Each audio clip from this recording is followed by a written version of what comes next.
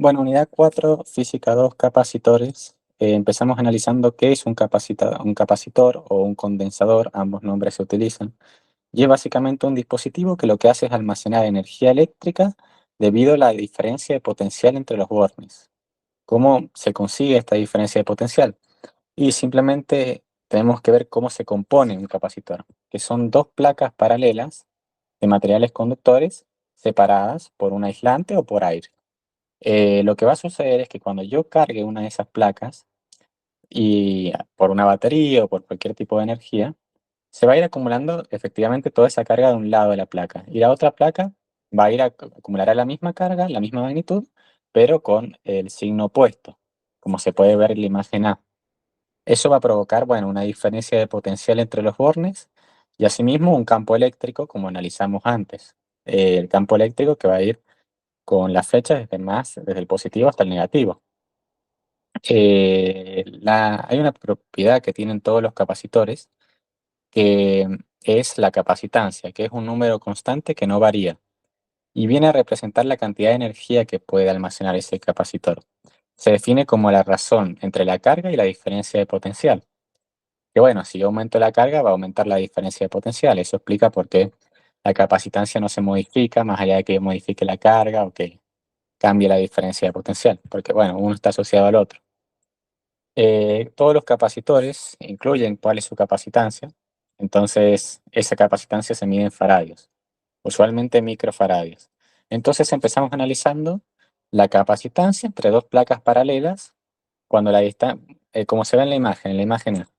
Ahí está la imagen A, vamos a analizar ese caso.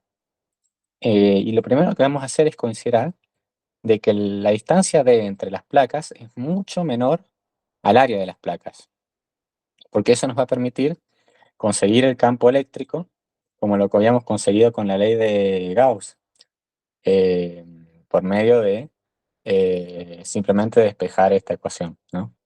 Eh, Esa ecuación la vamos a utilizar porque va a ser útil para conseguir el potencial eléctrico entre las placas. Ese potencial eléctrico no es otra cosa que el campo eléctrico por D, la distancia. Finalmente obtenemos eso, y si queremos la capacitancia, lo único que hacemos es aplicar la definición de capacitancia, que es la carga sobre el potencial. El potencial es lo que acabamos de conseguir. Las cargas se nos van a cancelar y la ecuación se reordena obteniendo esta ecuación final de epsilon sub 0 por el área dividido la distancia entre las placas. Eso lo podemos trasladar a un capacitor esférico, donde tenemos el capacitor se compone por un RA con cargas positivas y un RB con cargas negativas. Nosotros lo que vamos a hacer es analizar una superficie gaussiana con un radio medio entre ambas placas. Bueno, vamos a empezar analizando a partes. Lo primero que vamos a hacer es conseguir el campo eléctrico, como hicimos antes.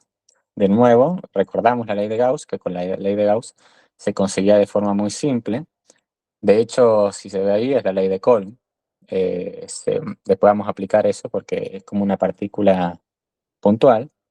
Y lo que vamos a hacer es plantear el potencial B como puntual, justamente, porque el campo eléctrico es puntual, entonces el potencial también va a ser puntual, como habíamos probado en la unidad pasada.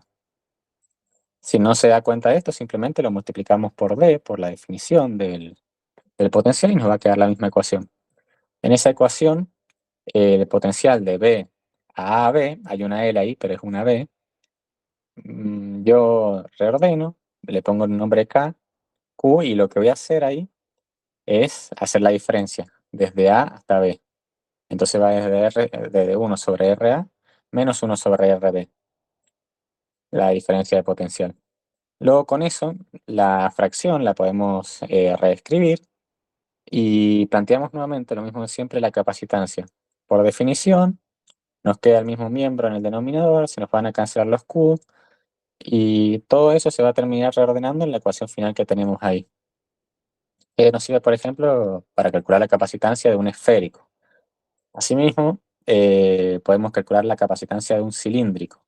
El cilíndrico tiene una forma coaxial, es decir, que tiene como un RA en el interior y un RB en el exterior, ambos con una densidad lineal de carga lambda. De nuevo, recordamos la ley de Gauss, o directamente ni siquiera la ley de Gauss, lo que conseguimos en la unidad pasada, el potencial, cómo se calculaba en un cilíndrico o en una línea recta, como esta ecuación. Esta ecuación, bueno, salía primero de la ley de Gauss, el campo eléctrico, y después lo calculábamos el potencial. Esa ecuación, de nuevo, aplico la capacitancia carga sobre la diferencia de potencial. De nuevo, son simplemente cálculos y obtengo la ecuación final en la segunda línea. Y en la tercera línea tenemos algo específico que se utiliza para este tipo de capacitores, que es la capacitancia sobre la unidad de longitud, que es simplemente que paso la longitud dividiendo, que se usa cuando la longitud es infinita o tenemos un valor específico de la longitud, expresarlo en función de la longitud, la capacitancia. Bueno, y en un aspecto teórico continuamos analizando los capacitores, cómo los podemos conectar en un circuito. Son, bueno, como hemos visto, dos principales formas, serie y en paralelo. En serie, primero vamos a analizar el caso en que es en serie, como se ve en la imagen. Están conectados de forma en serie, tal que el potencial de A a B va a ser igual a la suma de los potenciales entre los bornes de los capacitores. Eso es lo primero que se plantea en la ecuación. B es igual a B sub 1, B sub 2, y esa diferencia de potencial, sabemos, por la misma definición de capacitancia, la relación que teníamos, que se puede expresar como Q sobre 1 sobre C1, 1 más 1 sobre C2. Ahí lo que hice fue sacar el Q factor común. ¿Por qué el Q se saca factor común? Porque la capacitancia entre las caras de los capacitores son iguales. Digo, la carga entre las caras de los capacitores, el módulo siempre va a ser el mismo. Entonces ahí yo con esa ecuación lo que voy a buscar hacer es expresar una capacitancia equivalente de los capacitores que actúe como si fuese un solo capacitor.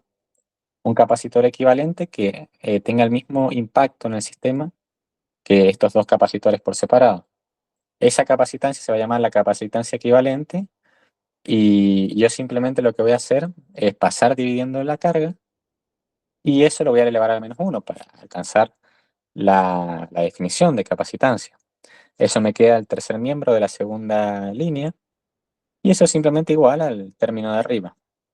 Que ese menos 1 lo pasé para el otro lado. Entonces finalmente vemos que es la suma de los recíprocos elevado a la menos 1, cuando es en serie. Cuando es en paralelo tiene un planteo más o menos similar. La diferencia es que, bueno, lo que va a variar es que las cargas no van a ser iguales al estar en paralelo. Entonces lo que vamos a tener que hacer es plantear una carga total que va a ser la suma de ambas cargas por separado. Nuevamente, las cargas por separado van a tener esta relación con la capacitancia y el potencial. La diferencia de potencial entre A y B va a seguir siendo la misma y va a tener la carga total del sistema, o sea, la suma de las cargas. Eso es lo que plantea. La capacitancia equivalente va a ser la suma de las cargas sobre la diferencia de potencial. Y eso es lo mismo que la capacitancia 1 más la capacitancia 2 por la relación que teníamos arriba si yo paso el potencial dividiendo. Dieléctricos es, bueno, es simplemente una explicación simple porque son materiales aislantes que se introducen entre las dos placas conductoras del capacitor. El objetivo de esto es que se va a reordenar los electrones de tal manera que la capacitancia se va a ver aumentada. O sea, el mismo capacitor va a tener una capacitancia aumentada. ¿Qué significa esto? Y significa que el capacitor va a poder, o el condensador va a poder almacenar una mayor cantidad de energía eléctrica sin variar sus propiedades principales, simplemente por añadir un aislante en el centro. ¿Por qué un aislante? Porque, bueno, si no, atravesaría la electricidad y se perdería toda la energía. Pero este aislante reordena el campo eléctrico de tal forma de que podemos tener una capacitancia mayor.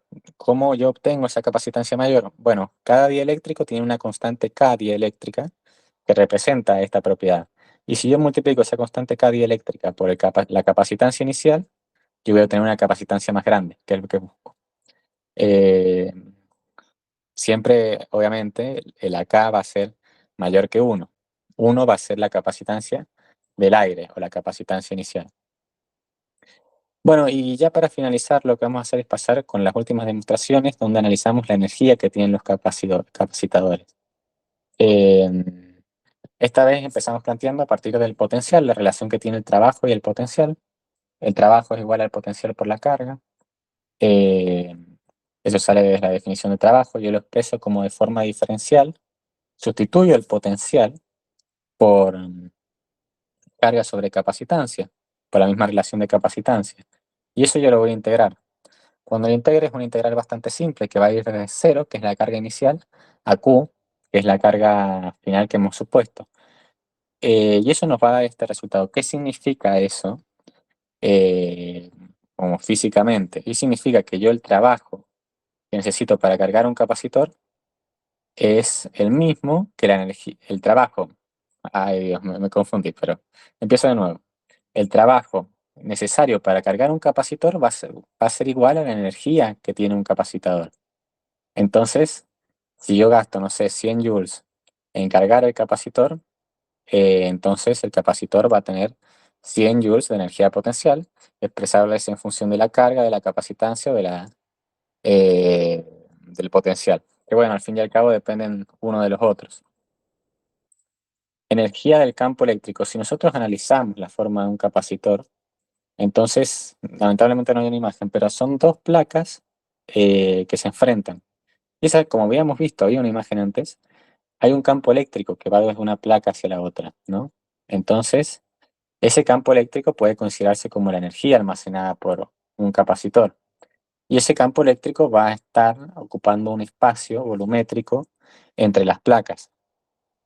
Entonces yo ¿qué es lo que hago? Planteo un concepto nuevo que es la densidad volumétrica de energía, que es una U minúscula, que no es otra cosa que la energía potencial dividido el volumen encerrado. O sea, por cada metro cúbico yo tengo tanta cantidad de energía.